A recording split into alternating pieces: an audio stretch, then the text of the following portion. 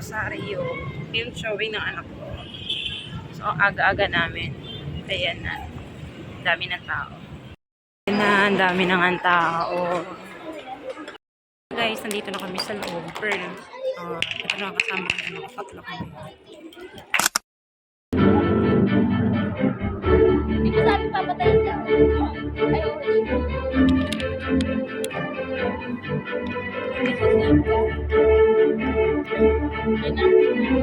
Upload ko. Yan ang pwede lang ipag-ina. Sige! Tara! Sabayan niyo ako nung pupunta sa mga best friend ko. Putang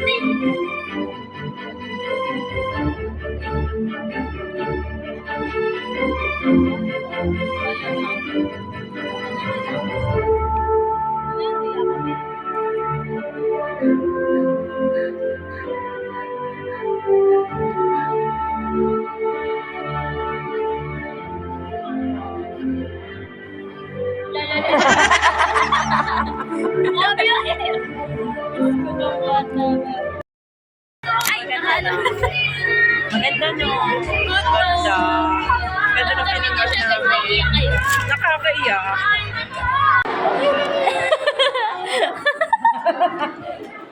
Ikirawan si Dili. Ang dami mong fans siya, no?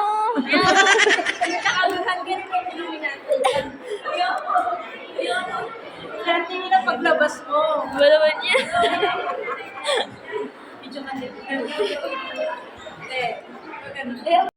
Tapos na po.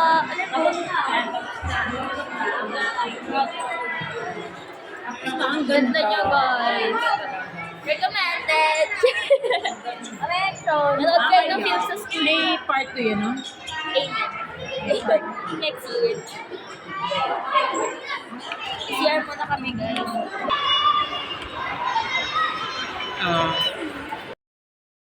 So guys, pauwi na po sila.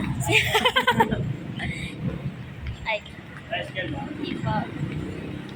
Pauwi na po sila, mama. Tapos ako pupunta ng Robinson. Kasi Malayo po kami. Istana pa kami. let's get ready. Dapat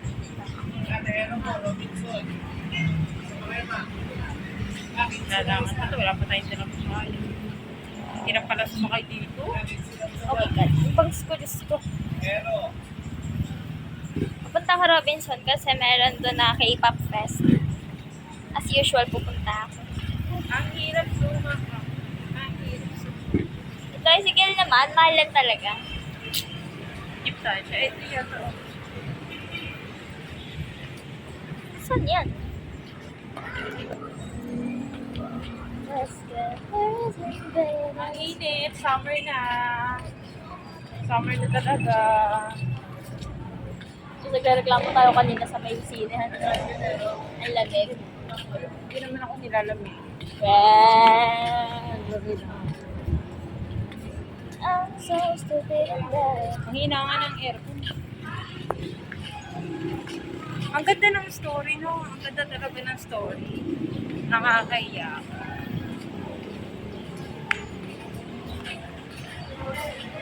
Ano daw? Saan siya? Tracy. Diretso ka sa...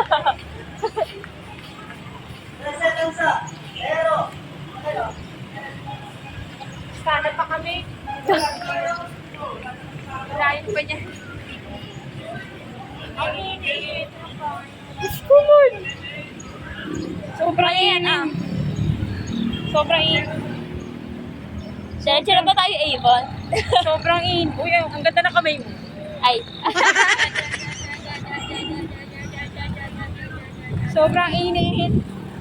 Hindi ka talaga sumakay dito. Ganda. Ay, init. Tirik na tirik ng araw, te. Bili na lang nagbabanda. Charis. I-stop muna, te. Stop the car. Sa highway na tayo, te. Ay. Ay, date na lang kayo mamaya ni Mama. Wait, kukunin ko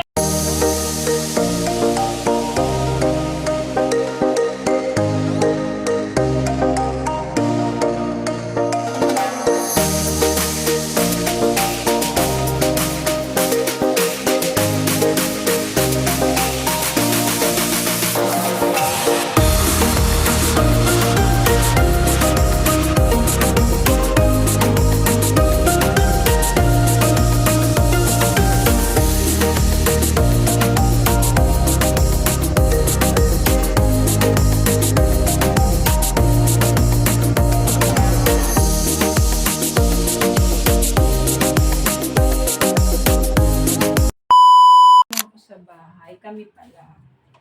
Dito na kami sa bahay. Pagkagaling namin sa sinihan, umaga kami pumunta doon mga 6 andun na kami.